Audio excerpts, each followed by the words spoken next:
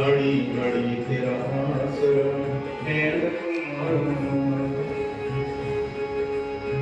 दाता के दरबार में सभी खड़े हाथ जोड़, देने वाला एक है मांगत लाभ को, सुखी बसे संसार सब दुखिया रहे को, ये अभिलाषा दास दी भगवान को बाकी झाकी राम की बसे हृदय के बीच, जब चाहूं दर्शन करूं दोनों ओर की,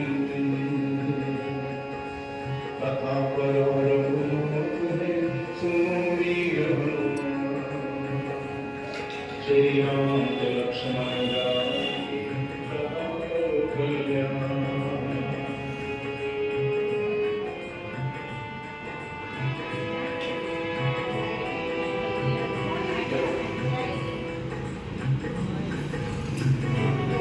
नमामि शमीशां निर्मलरूपं विघ्नराहितं ब्रह्मेशरूपं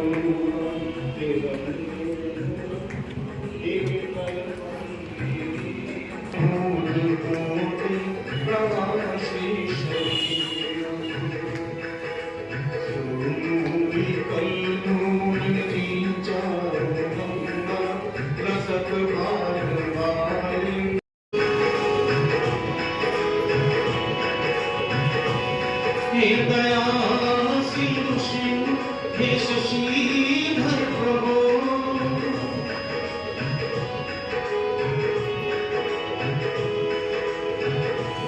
हे दया सिंधु शिव हे शशि।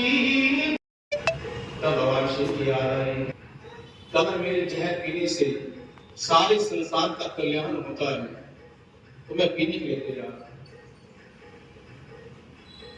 भगवान शिव उस जहर को पी गए। अब जैसे पिया मेरे हृदय में तो राम निवास करते हैं, मैंने कहा भयंकर जहर पी लिया, ये मेरे राम पर ना पहुंचे, मेरे हृदय में ना पहुंचे। तब मिथ्या कंठ पर राम पर ना पहुंचे, इतने पर अपने गले में रोक लिया, और जिसके काम का सारा कंठ नीला हो गया, प्रभु नीलकंठ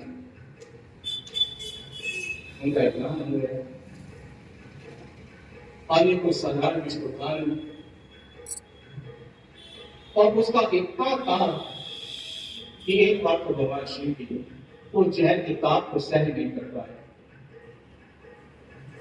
भगवान शिव पुरुष हो गए,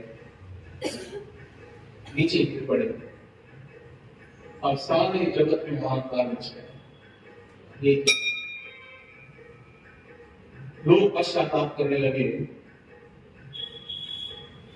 कि हमें यह भगवान शिव को नहीं देना चाहिए था। अगर शिव को कुछ हो गया, महादेव को कुछ हो गया तो क्या होगा, सृष्टि का क्या होगा। लोग पछताने लगे। अब बेचारे जो उपाय आते थे करने लगे। अब जहर का निवारण करने के लिए कोई भांग ले आया, कोई कटोरा ले आया, और उसको किस करके भगवान शिव को खिलाने लगे। जहर जहर कोई काटता है, कटोरा जहरीला होता है, और उनका शरीर तपने लगा अग्नि की तरह। अब देवता लोग भगवान शिव पर जल चढ़ाने लगे, जल उड़ने लगे, ताकि उनका शरीर शांत हो जाए, ये ताप शांत हो जाए। तो बड़े प्रयत्नों के बाद जाकर के भगवान शिव को होश आया। जब उन देवताओं को चिंतित देखा और ये भी देखा कि के कारण ही आज मैं बच पाया हूं, और ये उपाय ना करते तो क्या होता। तब भगवान शिव ने प्रसन्न होकर के उनको वरदान दिया कि जो आज के बाद मेरे पर कटोरा चढ़ाएगा, मेरे पर भांग चढ़ाएगा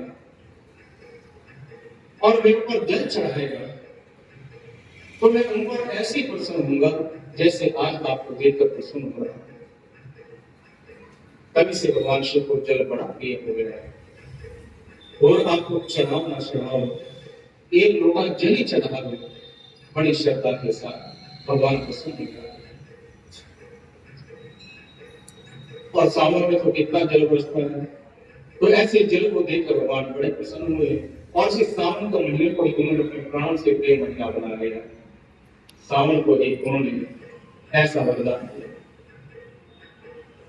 तो इस कारण इस सावन का महीना भगवान शिव को बड़ा प्रिय है। अगर हम पूरे साल भर भगवान शिव की सेवा नहीं कर पाते तो कम से कम 30 दिनों में तो भगवान शिव की सेवा करनी चाहिए, पूजा करनी चाहिए और उनको एक लोटा जल समर्पित करना, इतना ही काफी है। भगवान इससे प्रसन्न हो जाते हैं। तो ऐसा सावन का महीना वैसे तो पूरे साल भर जल चढ़ाया जा सकता है, लेकिन श्री कृष्ण इस सावन के महीने में तो विशेष करके ऐसे समय को छोड़ना नहीं चाहिए, आलस्य नहीं करना चाहिए, मंदिर में अवश्य आना चाहिए। और इसी कारण के लोग कांवड़ लेकर के जाते हैं, हरिद्वार जाते हैं, गंगा जल लेकर जाते हैं, भगवान शिव पर चढ़ाते हैं। ये प्रथा किसने कारण थी? परशुराम जी। सबसे पहले परशुराम जी, उनके गुरु हैं भगवान शिव, तो उनको प्रसन्न करने के लिए पैदल चल कर गए हरिद्वार और वहां से जल भर करके लाए, गंगा जल लेकर के आए, अपने इष्ट देव पर चढ़ाया। और तभी से कांवड़ की प्रथा आरंभ हो गई, लोग जाते हैं।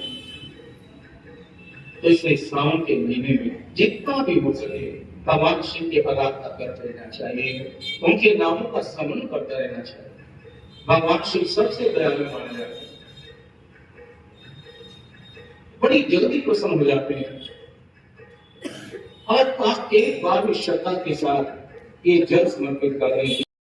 जिस दिन जुआ पे मेरी, जिस दिन जुआ पे मेरी आए न तेरा,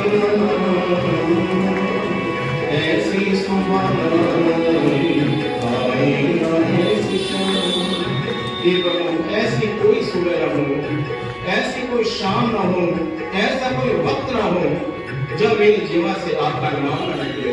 हे दाता, मेरे पर ऐसी कृपा बनाए रखना, ऐसी सुबह आए न ऐसी शाम, ऐसी सुबह आए न ऐसी शाम।